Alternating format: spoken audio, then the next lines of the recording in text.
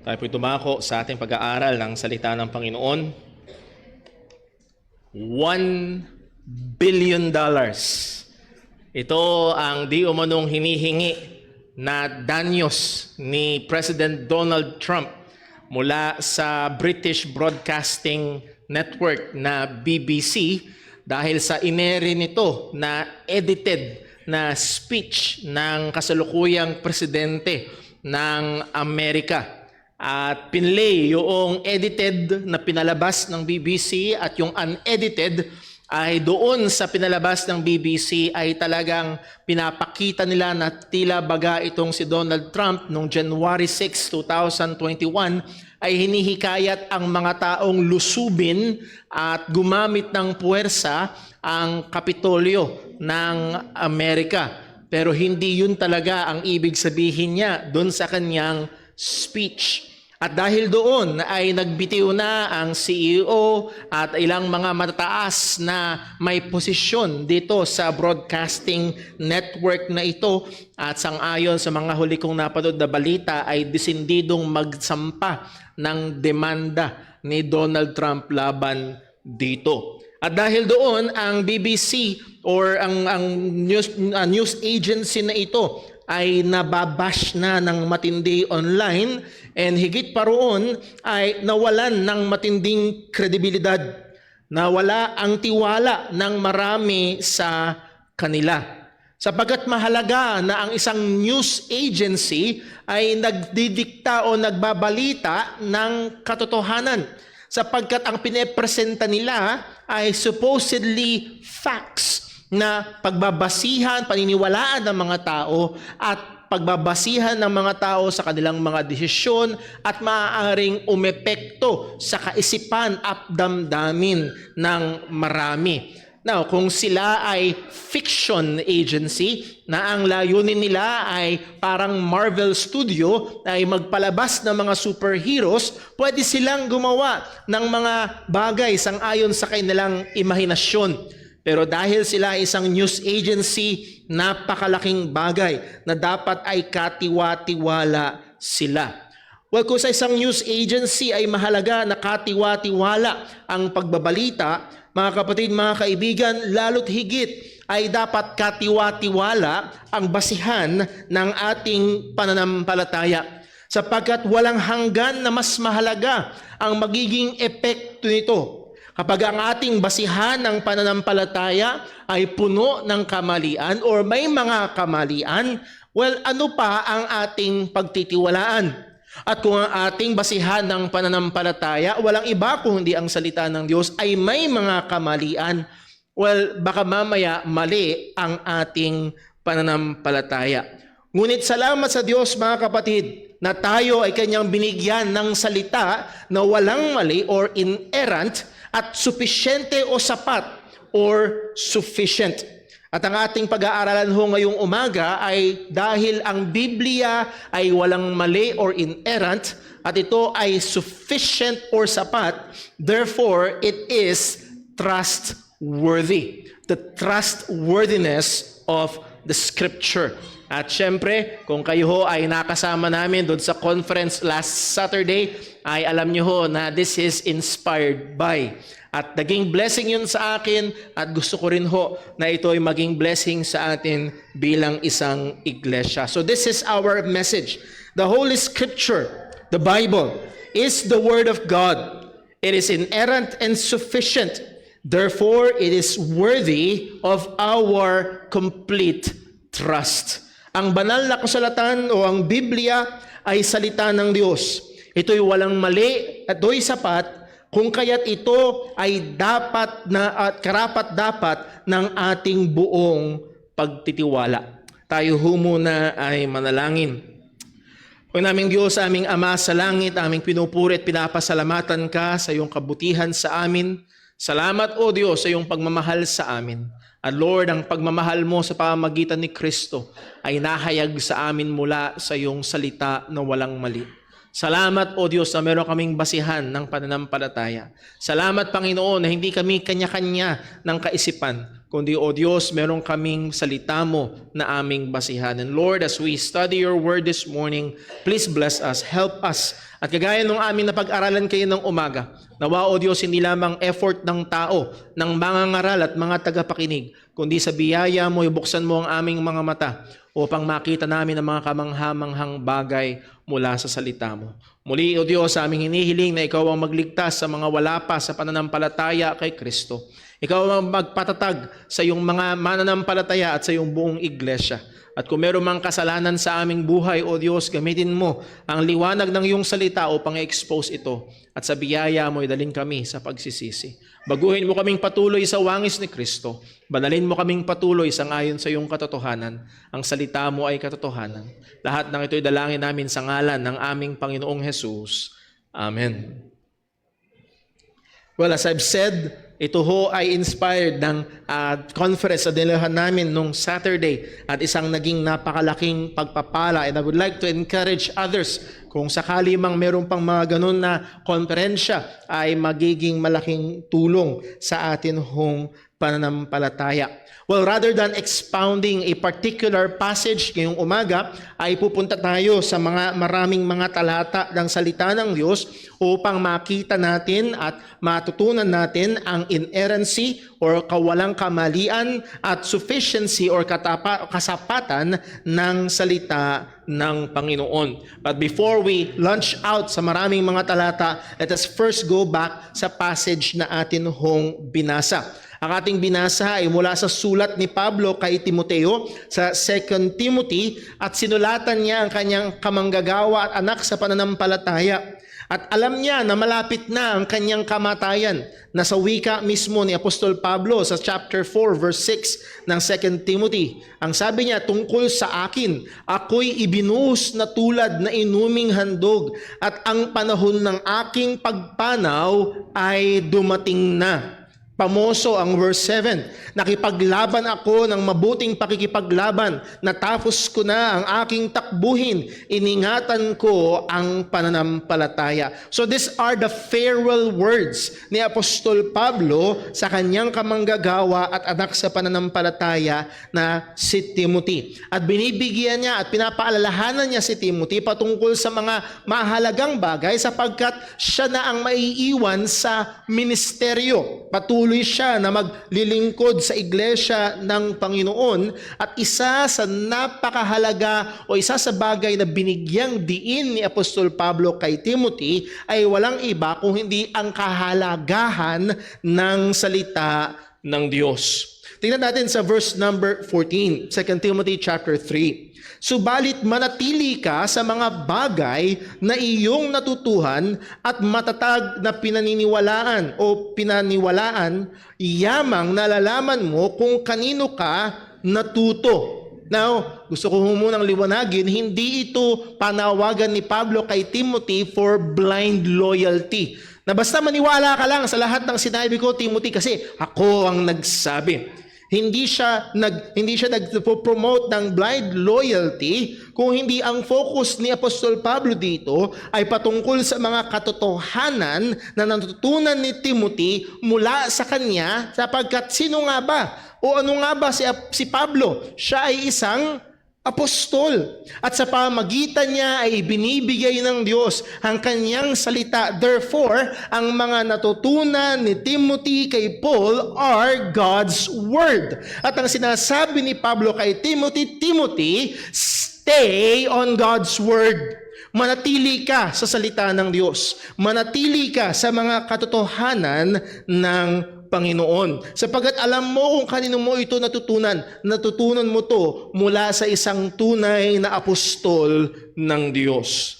And then sa verse number 15, ang sabi ni Pablo, at kung paanong mula sa pagkabata ay iyong nalaman ang mga banal na kasulatan na nakakapagturo sa iyo tungo sa kaligtasan sa pamamagitan ng pananampalataya kay Kristo Jesus. Now, narito ho ang isa, makikita natin dito sa verse 15, ang isa sa mga dakila at napakagandang katangian ng salita ng Diyos, mga kapatid. Walang iba kundi ang katotohanan na ang salita ng Diyos ay nauunawaan.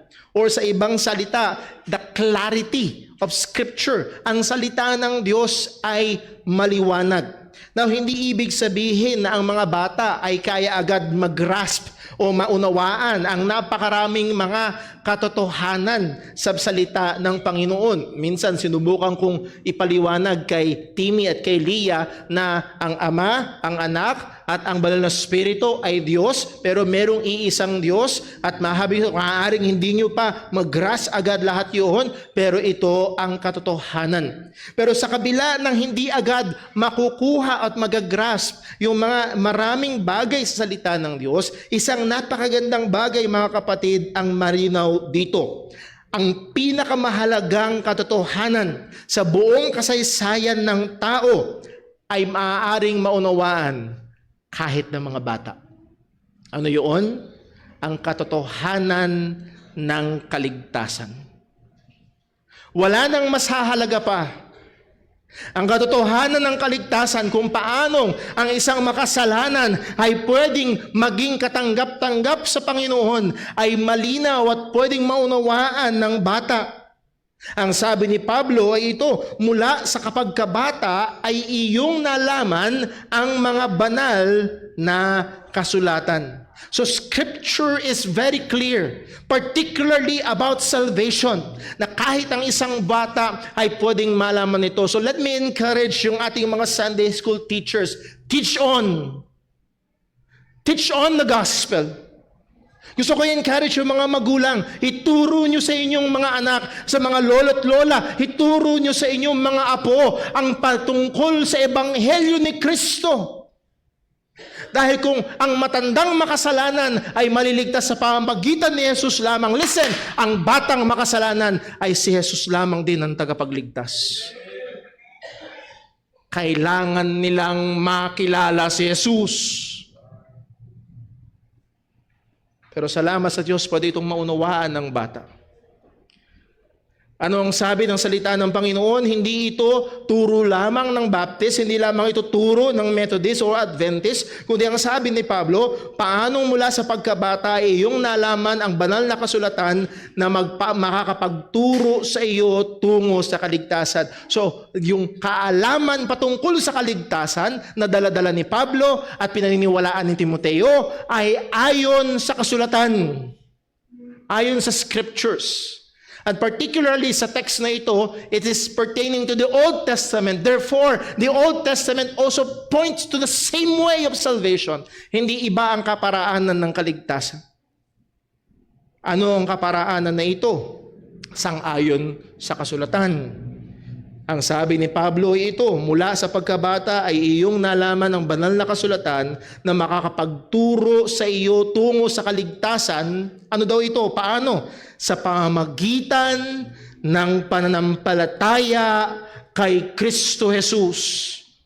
Muli, hindi ito turo ng Baptist. Ito ang turo ng salita ng Diyos. Ang kaligtasan ay sa pamamagitan ng pananampalataya kay Kristo Jesus. Hindi sa pamamagitan ng pagpapakabait, hindi sa pamamagitan ng mga ritual o sakramento. Ang kaligtasan ay sa pamamagitan lamang ng pananampalataya kay Kristo.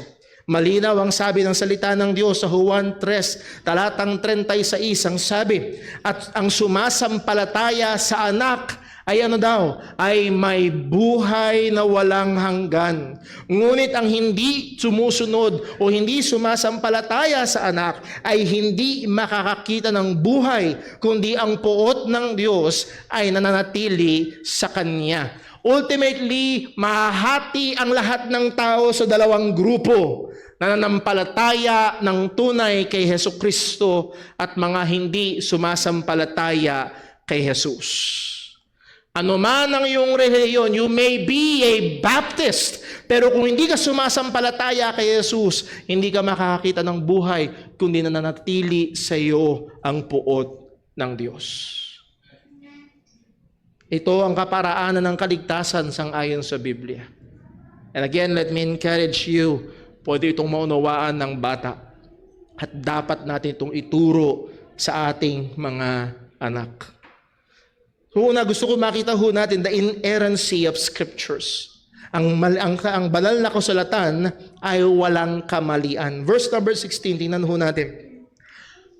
2 Timothy chapter 3 verse 16. Ang lahat ng mga kasulatan ay kinasihan ng Diyos at mapapakinabangan sa pagtuturo, sa pagsaway, sa pagtutuwid, at pagsasanay sa katuwiran. Sa King James, ang translation na ito, all scripture is given by inspiration of God and is profitable for doctrine, for reproof, for correction, for instruction in righteousness. So yung word na kinasihan sa Tagalog, sa English or sa Old English ay inspiration. Now, may danger yung gamit ng word na inspiration sapagkat pwede mong makita ang bukang liwayway at na-inspire ka na sumulat ng isang tula o nag-akda ng isang kanta. Nakita mo si crush, na-inspire ka na mag-aral ng mabuti dahil nakita mo siya. Yung word na inspire ay madalas ginagamit sa panahon natin sa ganong kaparaanan. Kaya napakaganda nung translation sa ESV. Ang sabi ito, all scripture, at ito talaga yung ibig sabihin ng word na inspire. All scripture is breathed out by God. Ang banal na kasulatan ay inihinga ng Diyos. Ibig sabihin, saan galing? Galing sa Diyos mismo. Galing sa bibig mismo ng Panginoon. Ang banal na kasulatan, ang Biblia na hawak-hawak natin, the 66 books of the Bible, ay galing mismo sa Panginoon. Yes, gumamit siya ng mga tao, pero ito ay galing sa Panginoon.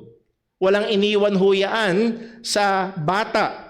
Kamakailan, nanganak ho ang kapatid ho ng aking asawa.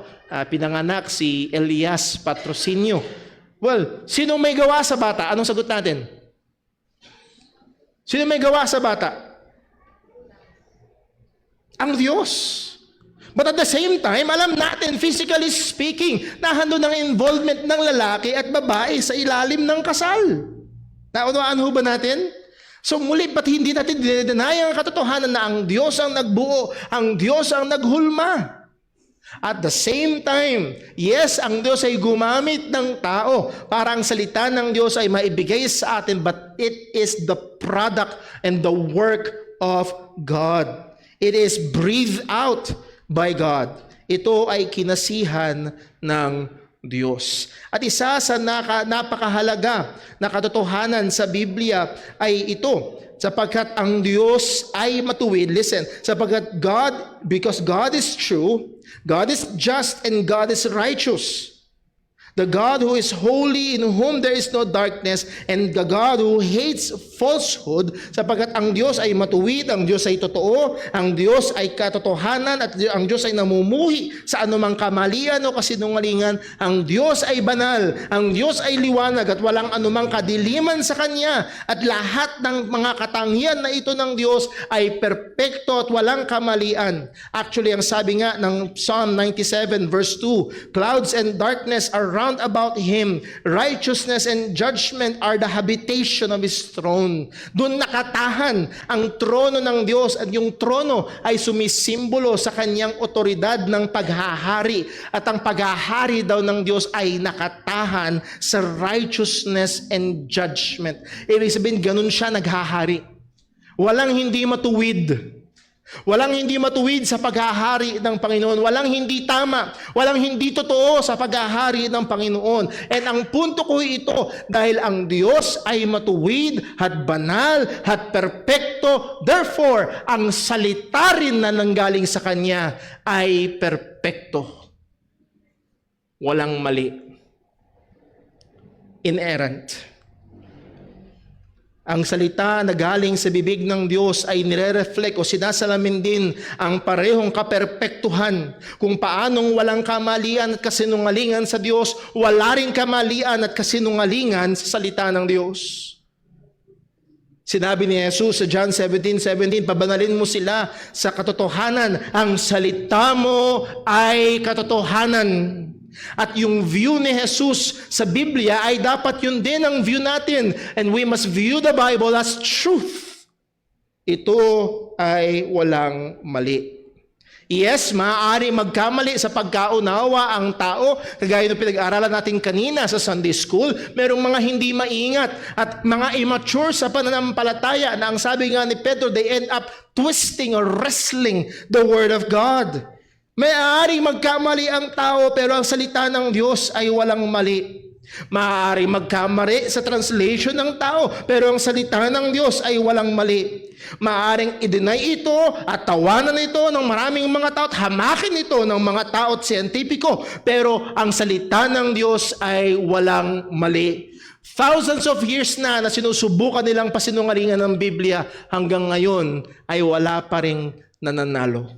Sapagkat ang salita ng Diyos ay walang mali. Ang sabi ng Psalm 12 verse 6, Psalm 12:6, ang sabi, ang mga salita ng Panginoon ay mga dalisay na salita, gaya ng pilak na sinubok sa hornon sa lupa na 7 ulit na dinalisay. Again, purong-puro. Yun ang ibig sabihin nito. Wala itong halo na hindi totoo. Wala itong halo na kasinungalingan. So anong punto? We say that there is no error not because it passed our quality control check. Well, tinesting ko, Brother Paul, talagang ni-research ko yan at ako nakita mali kaya naniniwala tayong walang mali dahil ang Diyos nating sinasampalatayanan ay walang mali. At dahil ito ay kanyang salita. Hindi dahil pumasa ito sa standard check natin, we say that it has no error and it is inerrant because it is the Word of God. Ito ang salita ng Diyos. And by the way, sinubok na matagal na panahon, pero wala pa rin napapatunayan na kamalian sa salita ng Diyos sa layunin nito na ihayag sa atin. Now, bakit mahalaga ang katotohanan na ang Diyos ay walang kamalian? Bakit mahalaga ang katotohanan ng inerrancy ng salita ng Diyos? Well, una, dahil ito ang nagpapakilala sa atin sa Panginoon. Yes, ang general revelation o ang creation ng Panginoon at ang batas ng Diyos na isinulat sa puso ng bawat tao ay maaaring maghayag sa atin patungkol sa Diyos. Kagaya ng sinabi ni Pablo sa Romans chapter 1 and chapter 2. By God's creation ay nakita ito. Romans 1 verse 20, ang sabi, mula pa ng likhain ng sanlibutan, ang kanyang walang hanggang kapangyarihan at pagkadiyos, bagamat hindi nakikita, ay naunawaan at nakita sa pamamagitan ng mga bagay na kanyang ginawa, upang wala silang maidadahilan. So ang Diyos daw ay hindi ang Diyos daw ay hindi nakikita, pero kita natin ang gawa niya. Kumain ka ng pandesal kanina, nakita mo ba yung nag-bake? Nung break time, kumain kayo ng tinapay, nakita niyo ba yung nag-bake? Di walang panidero. Well, the fact na merong tinapay, Brother Paul, ibig sabihin ay merong nag-bake, merong panadero. Well, the fact na merong creation at kitang-kita ang ginawa ng Diyos, merong Diyos na lumalang at nagdisenyo ng lahat ng bagay. Makikita ang kapangyarihan ng Diyos, makikita ang karunungan ng Panginoon, at sa pamamagitan ng kautusan ng Diyos na nilagay sa puso ng tao, makikita ang pagiging makasalanan ng tao. Pero ang Biblia lamang ang nagpapakilala sa atin patungkol sa Diyos. Ang Biblia lamang ang nagpapakilala sa atin ng Diyos na mahabagin, ng Diyos na mapagmahal, ang Diyos na laging handang tumulong, ang Diyos na nagpahayag ng kanyang pagmamahal sa atin nang tayo'y mga makasalanan pa, si Kristo ay namatay para sa atin. Obserbahan mo man ang libo-libong takip silim, hindi mo makikita at hindi mo maunawaan na may Diyos na nagkatawang tao at namatay sa krus para sa ating kasalanan. Kinakailangan na maihayag ito sa pamamagitan ng walang maling salita ng Diyos, na mas makikilala natin ang Panginoon. Pangalawa, bakit mahalaga na ito ay walang kamalian? Hindi lamang dahil ito nagpapakilala sa atin sa Diyos, kundi ito rin na nagtuturo sa atin ang kaparaanan ng kaligtasan. As we have said kanina, medyo napahagihan na natin na sangayon sa salita ng Diyos, malinaw ang pagtuturo ng Biblia na ang kaligtasan ay sa pamamagitan ng pananampalataya kay Jesucristo lamang. Pamoso ang talata, Juan 3:16, sapagkat gayon na lamang ang pag-ibig ng Diyos sa sanlibutan na ibinigay niya ang kanyang bugtong na anak upang ang sinumang sa kanya'y sumampalataya ay huwag mapahamak kundi magkaroon ng buhay na walang hanggan. Kinakailangang ituro ito sa atin ng salita ng Diyos. Bakit? Sapagkat ang taong makasalanan, ayaw niya na dumepende sa iba. Ang gusto niya, siya ang gumawa. Dahil gusto niya meron siyang ipagmalaki. Nakarating ako sa langit dahil ako ay mabuti. Nakarating ako sa langit dahil ako ay tapat. Nakarating ako sa langit dahil ako, mga kapatid, ito ang kwento ng lahat na makakarating sa langit. He never na dahil ako, kundi dahil siya. Siya ay namatay para sa ating mga kasalanan. Siya ay muling nabuhay. At dahil sa kanya, tayo ay merong kaligtasan. Ang sabi na Efeso 2:8, sapagkat sa biyaya kayo'y naligtas sa pamamagitan ng pananampalataya at ito'y hindi sa pamamagitan ng inyong sarili, ito'y kaloob ng Diyos at kailangan ng salita ng Diyos para maipakita ito sa taong mayabang. Kailangan ng salita ng Diyos para maipakita ang katotohanan na ito na hindi nakabase sa iyong gawa, hindi nakabase sa iyong performance, kundi kay Kristo lamang. Verse 9 ng Ephesians 2, hindi sa pamamagitan ng mga gawa. Bakit daw? Upang ang sinuman ay huwag magmalaki. Listen, dinisenyo ng Diyos ang kaligtasan that it is pride-proof. Ano pag sinabing waterproof? Dati may binili kong relo, kaya lang hindi siya waterproof. At isang Sunday, nagbaptize tayo. At nabaptize pati yung relo. At doon na lang siya. Pinasok ng tubig. Ang katotohanan ng kaligtasan is pride-proof. Walang puwang ang kayabangan. Walang may pagmamalaki ang tao. Ultimo, ang pananampalataya natin kay Kristo ay galing sa Panginoon. So bakit mahalaga na walang mali ang Biblia? Sapagkat dito ito nagsasabi sa atin paano tayo maliligtas. Well, dahil kung may mali ang Biblia, baka may mali siya sa sinabi niyang paraanan ng kaligtasan. Paano mo pagkakatiwalaan? So God gave us an inerrant word and we can and must trust it fully, lalo na sa kaligtasan na tinuturo o paraan ng kaligtasan na tinuturo nito. Bakit mahalaga ng Biblia ay walang mali? Pangatlo, sapagkat ito ang pangunahing kaparaanan ng kabanalan. Ito ang nagpapakita sa atin na ang kaligtasan ay gawa lamang ng Diyos at ang Diyos na nagligtas sa atin ay patuloy na gumagawa sa atin na kanyang mga iniligtas. Ang sabi ni Pablo sa Pilipos 1, talatang 6, ako'y panatag sa bagay na ito na ang nagpasimula sa inyo ng mabuting gawa ay siyang magtatapos nito hanggang sa araw ni Jesucristo. So ang Diyos na nagsimula, mga kapatid, hindi ito galing at hindi ito nagsimula sa ating busilak na kalooban. No?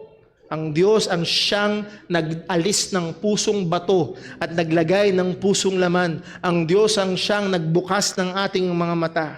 Ang Diyos ang nagsimula ng gawa at ang ayon sa salita ng Diyos, siyang nagsimula ay tuloy-tuloy na gumagawa at tatapusin niya ito.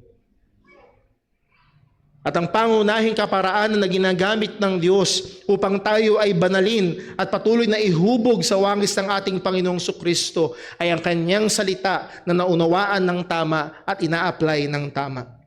As we have read kanina sa 2 Timothy chapter 3 verse 16 nang sabi, ang lahat ng mga kasulatan ay kinasihan ng Diyos at mapapakinabangan sa pagtuturo, sa pagsaway, sa pagtutuwid at sa pagsasanay sa katwiran. Verse 17, upang ang tao ng Diyos ay maging ganap.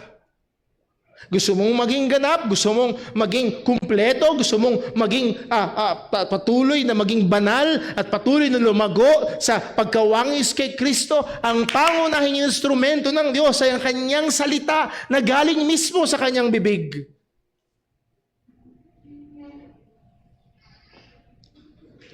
Anong punto? Ang Biblia na walang mali dahil ito ay galing sa Diyos na walang mali. So nais kong paalalahanan ng bawat isa sa atin. Purihin at pasalamatan natin ng Diyos sa kanyang salita na ibinigay sa atin na walang kamalian. Purihin at pasalamatan natin ng Diyos sa kanyang salita na ibinigay sa atin na walang kamalian. Tayo ay maglagay ng panahon, tayo ay mag-invest ng panahon at effort as we have studied kanina sa Sunday School to study, to read, to study, to meditate God's Word. Tayo ay tumayo ng may kumpiyansa sa salita ng Diyos na walang kamalian. Tawanan man ito ng mga scientifico, hamakin man ito ng mga kilalang tao, tayo na mga mananampalataya ni Kristo ay patuloy na titindig sa salita ng Diyos na walang kamalian. The inerrant Word of God. Bakit ito walang mali? Sapagkat ito'y galing sa Diyos na walang mali. Well, pangalawa, natitingnan natin not just the inerrancy of Scripture, at marami pa tayong pwedeng sabihin patungkol dito, but gusto natin tingnan din the sufficiency of Scripture. Ang Scripture ay sapat. Balikan natin sa 2 Timothy chapter 3 verse 16. Ang lahat ng mga kasulatan ay kinasihan ng Diyos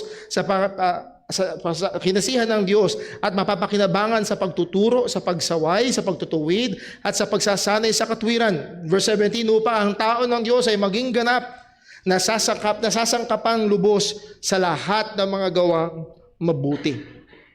Ang ibig sabihin ng Scripture, ang Biblia ay sufficient or sapat.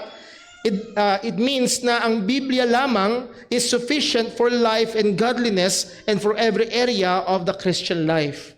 Ang Biblia lamang ang sapat para sa magturo sa atin ng buhay kung paano tayo makakapagluwalhati sa Diyos, paano natin sasambahin ang Panginoon at paano tayo makakarating sa Kanya. Ang kasapatan ng kasulatan ay nangangahulugan na ang kasulatan lamang ay ang sapat na sapat para sa buhay at kabanalan at para sa bawat bahagi ng buhay Kristiyano. Now, just a disclaimer, pag sinabi nating sapat ang salita ng Diyos, it doesn't mean na ang bawat issue, bawat problema at lahat ng bagay sa ilalim ng araw ay makikita natin sa Biblia word for word. Yes, wala kang mababasang AI sa Bible. Wala kang mababasang Facebook sa Bible. It doesn't mean na nahandoon ang lahat ng bagay. But what does it mean? It means that the Bible is sufficient to give us truths and guidelines and to make us wise. Ang salita ng Diyos ay sapat para magbigay sa atin ng mga katotohanan. Magbigay sa atin ng mga katotohanan na gagabay sa atin, na magbibigay karunungan sa atin para natin haharapin ang anumang sitwasyon, para natin gagamitin ang anumang resources, yes, kasama ang social media at AI. Because the Word of God is sufficient. To say that Scripture is sufficient means that the Bible is all we need to equip us for life and service. Ang salita ng Diyos ay sapat para equip tayo, para magawa natin ang kalooban ng Diyos. Hindi mo, listen, young people, hindi mo kailangang maghintay ng bulong mula sa langit na ito ang dapat mong gawin. Hindi mo kailangan ng panaginip na para malaman na siya na ang kalooban para sa iyo.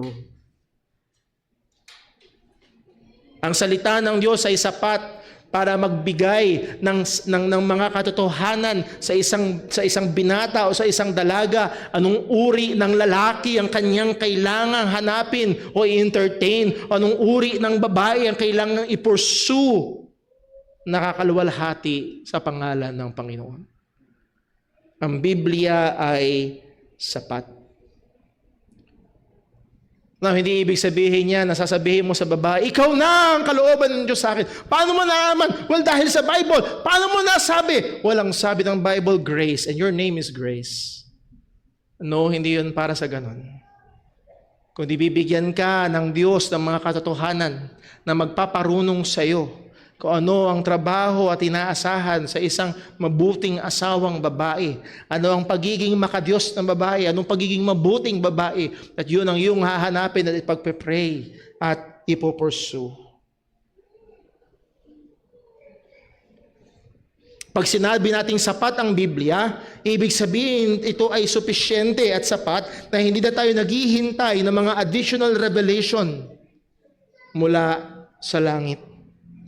Hindi tayo naghihintay ng mga darating na bagong propeta na magdadagdag sa salita ng Diyos. O mga kapatid, mag-ingat kayo. May mga lumalabas sa telebisyon at sa radyo. Ako'y nanaginip at pinakita sa akin ng Diyos ang impyerno. At sa impyerno ay may ganito, may ganyan, may ganon. At naalala ko ho, yung napakinggan ko. So, mag-ingat, mga kapatid, salamat sa Diyos sa 702. Iba siguro sa inyo, nakikinig ho doon. Pero mag-ingat ho kayo. In-interview nila ang isang young people na di umano ay napunta sa langit. At ang sabi ng young people, sa langit nakita ko ang mga anghel na naliligo doon sa dagat. At ako'y nakipaglaro sa kanila. Ganun, may dagat sa langit. At naliligo yung mga anghel. Yung mga hosipis. Tinatanggap nila agad na ganun nga ang langit.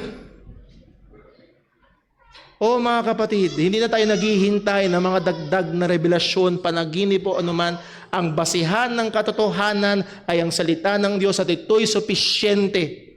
Brother Paul, walang binigay na detalye. That's it! Ibig sabihin, hindi natin kailangang malaman. Ang sabi ng Biblia, mga sikretong bagay ay sa Panginoon. So muli ho, ang Biblia ay supisyente. Nahagingan na natin, una, ito'y supisyente para ituro tayo sa kaparaanan ng kaligtasan. Hindi natin kailangan ng mga kuro-kuro at mag-imbento ng ating mga sariling kaparaanan. As we have read kanina sa 2 Timothy 3:15, at kung paano mula sa pagkabata ay iyong nalaman ang mga banal na kasulatan na makakapagturo sa iyo tungo sa kaligtasan. At paano daw ito? Sa pamamagitan ng pananampalataya kay Kristo Jesus. Sa Luke chapter 16, kung naaalala niyo ho mga kapatid, merong kwento doon patungkol kay Lazaro at sa isang mayaman. At namatay si Lazaro at napunta sa sinapupunan ni Abraham at namatay yung mayaman at siya'y nagising sa lugar ng pagdurusa. At nang nakiusap yung mayaman, amang Abraham, isugo mo si Lazarus para itubog ang kanyang daliri sa tubig at ilagay sa aking dila upang mabigyan man lang, maisan man lang ang aking paghihirap sa lugar ng pagdurusang ito. Ang sabi ni Abraham, sa madaling salita, hindi pwede. Mahaba ang kwento. Well, ang sabi ng mayaman, Mamang Abraham, ganito na lang. Isugo mo si Lazaro sa bahay ng aking ama sapagkat meron akong mga kapatid at para hindi sila mapunta sa lugar na ito. Well, basahin natin sa Luke chapter 16 verse 27. At sinabi niya, kung gayoy, pinapakiusap ko sa iyo, Ama, na isugo mo siya sa bahay ng aking ama. Verse 28, sapagkat ako'y may 5 kapatid na lalaki upang magpatotoo sa kanila nang hindi rin sila mapunta sa dakong ito ng pagdurusa. Sounds familiar? May mga tao akong nakakausap, wala pa namang na bumalik mula sa langit eh. Wala pa namang bumalik mula sa impyerno eh. Pag meron na, tsaka ako maniniwala. Ito ang kwento na para sa kanila. Anong sabi ng mayaman? Ipag pinadala mo si Lazaro, ang sabi niya, verse number 29, subalit sinabi ni Abraham, nasa kanila si Moises at mga propeta, hayaan mo silang makinig sa kanila. Now, hindi ito pumapatungkol sa mga tao, kundi Moses and the prophets is another way of saying the scriptures. Ang sabi ni Moses at ng mga propeta, ang ibig sabihin nun, ang sabi ng lumang tipan, ang sabi ng Biblia. So ang tinuturo ng Panginoong Hesus dito ay hindi yung person ni Moses at yung persona ng mga prophets, but yung kasulatan. Nasa kanila ang kasulatan. Makinig. Listen, sa panahon natin ngayon, ang sinasabi ni Jesus sa ito, makinig ka sa Bible. Well, nakatwiran yung mayaman. Verse number 30. Sinabi niya, hindi amang Abraham. Subalit kung ang isang mula sa mga patay ay pumunta sa kanila, sila ay magsisisi. O maniwala kayo, pag merong sinerbisan ng IC, bumangon at bumalik dito, kayo na lang dito, tatakbo ako. Pero baka mamaya meron dito nagsasabi, hanggang ngayon nag-iisip ka, Brother Paul, yan ang sinasabi ko. Yan ang gusto ko. To see is to believe. Dapat munang merong bumalik mula sa patay at magsabi sa saka ako maniniwala. Well, anong sabi ng salita ng Diyos? Verse 31. At sinabi niya sa kanya, kung hindi nila pinapakinggan si Moises at ang mga propeta, kung hindi nila pinapakinggan ang salita ng Diyos, kung hindi nila pinapakinggan ang Bible, anong sabi? Hindi rin sila mahihikayat kahit may isang bumangon mula sa mga patay. And guess what? Pagkatapos ng ilang panahon, merong ang bumangon mula sa mga patay. Anong ginawa nila? Gumawa sila ng cover-up story. Ang sabi nila, ninakaw ng kanyang mga alagad. Naniwala ba sila? Hindi pa rin. Sapat ang salita ng Diyos. Sa ating mga mahal sa buhay na ayaw pa rin na nanampalataya at lumapit sa Panginoong Jesucristo, sapat ang salita ng Panginoon. Patuloy pa rin natin silang panalangin. Patuloy pa rin natin i-present sa kanila ang katotohanan ng salita ng Diyos. Ito'y sapat. Ito'y sapat hindi lamang sa kaligtasan, ito'y sapat din sa kabanalan. Nakita natin kanina ang sinabi ni Jesus sa John 17:17, pabanalin mo sila sa katotohanan, ang salita mo ay katotohanan. Ang Psalm 19 verse 7 ay nagsabi, ang kautusan ng Panginoon ay sakdal, nagpapanauli ng kaluluwa. Ang patotoo ng Panginoon ay tiyak, nagpapatalino sa kulang sa kaalaman. Again, ang salita ng Diyos ay sapat para punuan tayo, para turuan tayo, para gabayan tayo, para banalin tayo, para hubugin tayo sa wangis ni Kristo. And then pangatlo, ang salita ng Diyos ay sapat para sa ministeryo. Saan naman tayo tinawag ng Panginoon sa pagpapastor man na kagaya ko, sapat ang salita ng Diyos. Kung ang ministeryo mo ay saan ka man nilagay, sa multimedia, sa music ministry, or ngayon ang ministeryo mo ay sa iyong pagiging nanay o sa iyong pagiging tatay, sa iyong pagiging asawa, sapat ang Bible. Verse number 16, 2 Timothy chapter 3. Ang lahat ng kasulatan ay kinasihan ng Diyos na makapakinabangan sa anong daw? Sa pagtuturo. Ito ang magbibigay sa atin ng katotohanan. Sa ano pa? Sa pagsaway. Ito ay sasaway sa atin kung meron tayong ginagawang kamalian. Sa ano pa? Sa pagtutuwid. Ito ang magtuturo sa atin. Una, sasawayin ka mali yan, and then sasabihin sa iyo, ito ang dapat mong gawin. And then sa pagsasanay sa katwiran, ito ay magbibigay sa atin ng gabay kung paano tayo mananatili sa tuwid na gawain. Sapat ang salita ng Diyos. At ang sabi ho dyan, verse 17, upang ang tao ng Diyos ay maging ganap, nasasangkapan ng lubos sa lahat ng mga gawang mabuti. By the way, yung word dyan na tao ng Diyos or man of God is a technical use pertaining primarily sa mga lingkod or particularly sa mga pastor o mga mangangaral ng salita ng Diyos. At ang sabi, it is sufficient to fully equip the minister of God to lead God's people, to lead or to pastor God's church. At ang gawain ng pastor primarily ay sa pangangaral at pagtuturo ng salita ng Diyos, sa pagkakaunsel o pagpapayo o pagpapastor, sa pagsubaybay at pagbabantay. Ang atin hong basihan ay hindi emosyonal. Ang akin hong basihan ay hindi ang karanasan ko, sapagkat magkakaiba tayo ng karanasan. Maaari nung uminom ka ng tubig na mainit, nung masakit ang tiyan mo, uminom ka ng tubig na mainit na may paminta, it works for you. Maaaring sa isa, hindi nag-work. Magkaiba kayo ng experience. Pero anuman ang ating experience, nananatili pa rin totoo at sapat ang salita ng Diyos. Sa biyaya ng Panginoon, mga kapatid, nasasaksihan ko ito sa aking personal na ministeryo. Hindi nyo kilala, pero meron ho tayong kapatiran, sila ay isang pamilya, kinakausap ko sila at meron silang problema sa pamilya.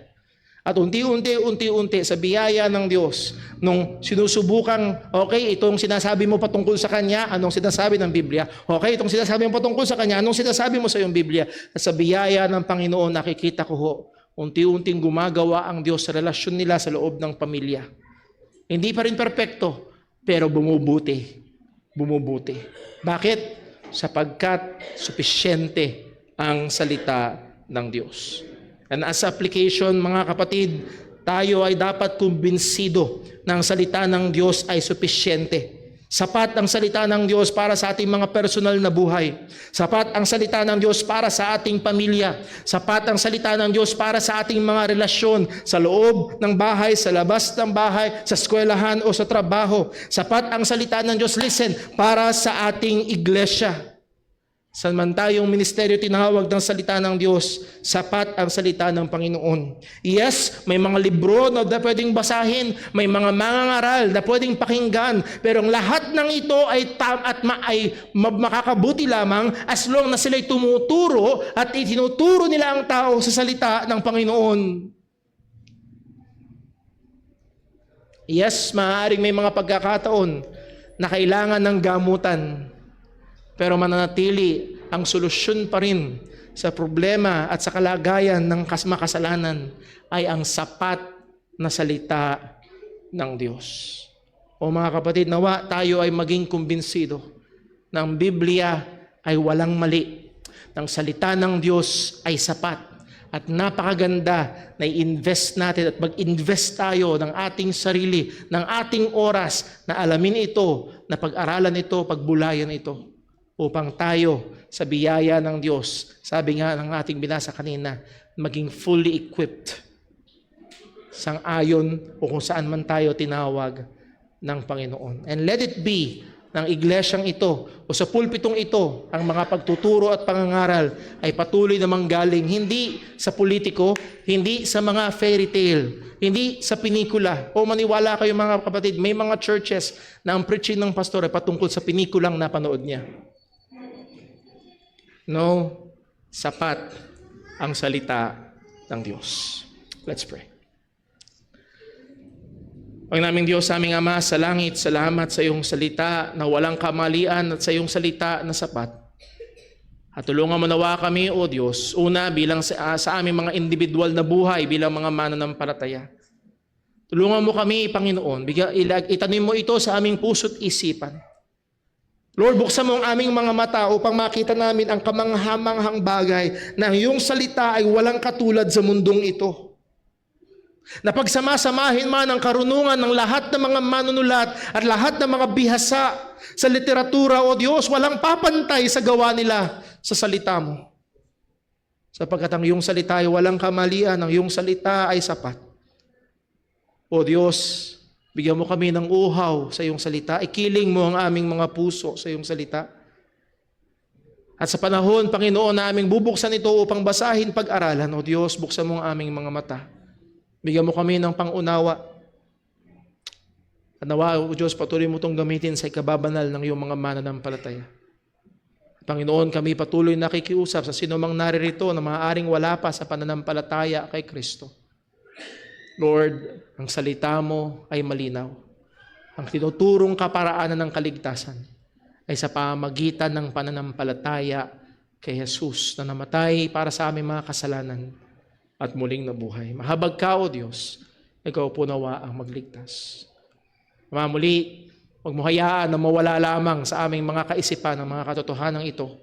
Bigyan mo kami ng lalong mabigat na conviction sa iyong salita na inerrant, walang mali, at ito ay sapat para sa aming buhay, para sa aming iglesia. Salamat po, at pagpalain mo rin po ang panahon namin ng pag-alaala kay Kristo. Dalangin namin sa pangalan ng aming Panginoong Jesus. Amen. Tayo ho